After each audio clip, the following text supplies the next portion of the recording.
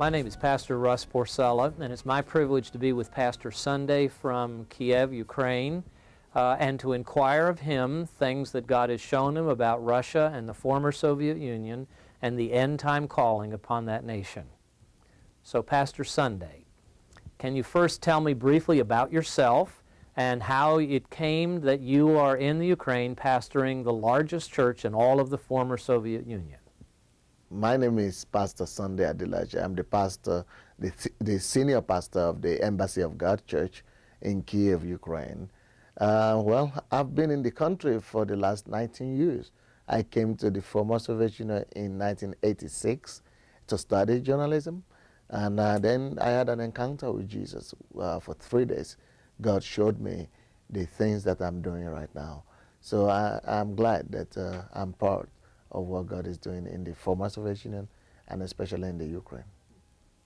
A prophecy of old that has been very impactful for me regarding Russia is one from Hudson Taylor. Can you tell me if you've heard of the Hudson Taylor prophecy, and from your perspective, what did Hudson Taylor say?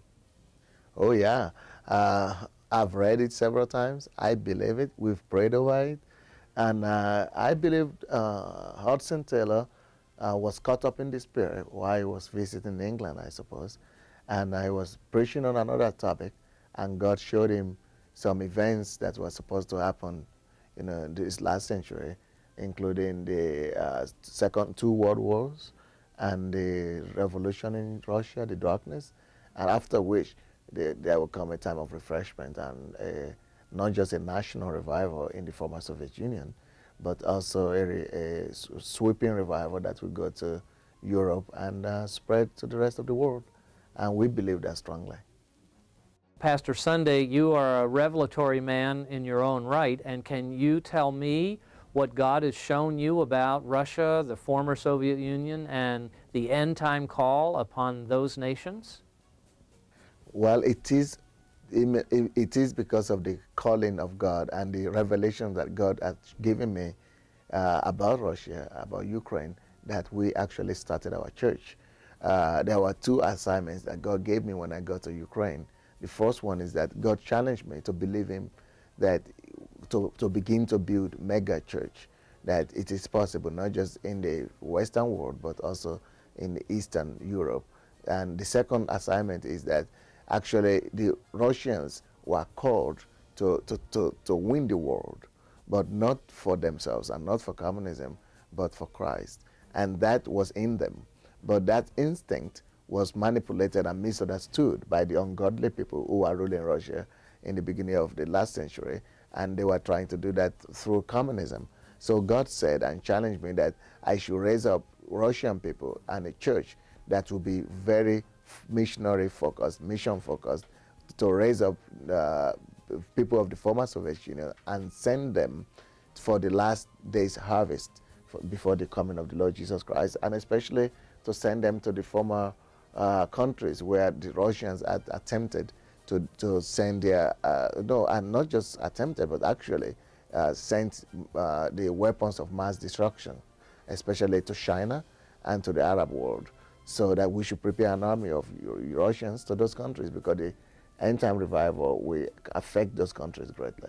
And that, instead of exporting communism to the rest of the world, that Russians will be instrumental in saving the world and gathering the last day's harvest. So that's exactly what our church is all about. That's what I believe God will be using Russians to do in the last days.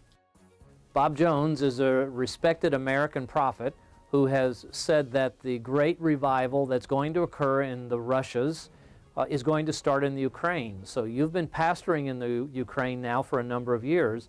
Are there evidences that you see that in fact may be the truth, that it's going to start in the Ukraine? Oh yeah. It's not just a possibility, it is already a reality. If you go to any part of the former Soviet Union, people will tell you for sure that Ukraine is not just the breadbasket of natural food, it is also the spiritual breadbasket of the former Soviet Union. In fact, some people will claim that 60 to 70% of all the pastors, successful pastors in Russia, actually come from Ukraine.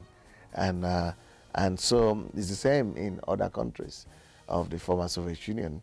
God has already started using Ukraine to spark this revival. And right now, our church is regarded to be the single largest evangelical church in Europe. So if, the country just attained independence in less than 15 years ago, and it's already boasting to have the largest evangelical church in Europe, that shows that there is a hand of God upon that country. I mean, we have Romania that is very close, Moldova, Georgia, Russia, Poland. These countries are also from communism, and they have about the same economic development level as Ukraine. So there is no reason why, apart from God, why Ukraine should be experiencing that kind of revival, and these countries are not experiencing the same thing.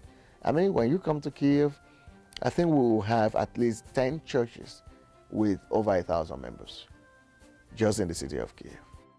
I've had the privilege of reading a book recently entitled The Prophetic History of the Ukraine, and it states that the man that founded the country, an apostle, Andrew, had some prophetic declarations concerning that area of the world, and that the great revival would start there. Can you tell me if you've heard of it and what you've heard? From the Ukrainian perspective, Andrei Perazvani is actually supposed to be one of the 12 disciples of Jesus. They believe that the Apostle Andrew actually got to the Black Sea.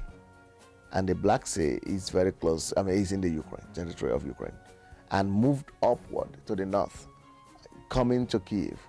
After walking all through the territory of Ukraine, put a staff in a spot in Kiev, on a mountain there, and said, from this height and from this place, the Spirit of the Lord will come down, and the Spirit of the Lord will spread to the rest of the world. And that prophecy, everybody believes, is a legend. Every Ukrainian you ask believe it. So they have the symbol of Kiev is actually Apostle Andrew with the staff in his hand and with the beard. Yes, that's the symbol of Kiev. And they have a statue for him in the city of Kiev. Not just one, several. Well, I understand that God has spoken to you specifically out of Isaiah regarding the Russia and the former Soviet Union. Can you tell me again briefly that? Just like God has said that the last shall be the first. There was a time that God gave me a prophecy from the book of Isaiah, chapter 9, verses 1 to 3. That's where God was saying, talking about, the line that was in darkness, and that will see great light, and the line that was depressed will be elevated. We could quote that later on. But that is the word that God gave me for the former salvation, that the great darkness will become great light, and the humiliation will become elevation in the days to come.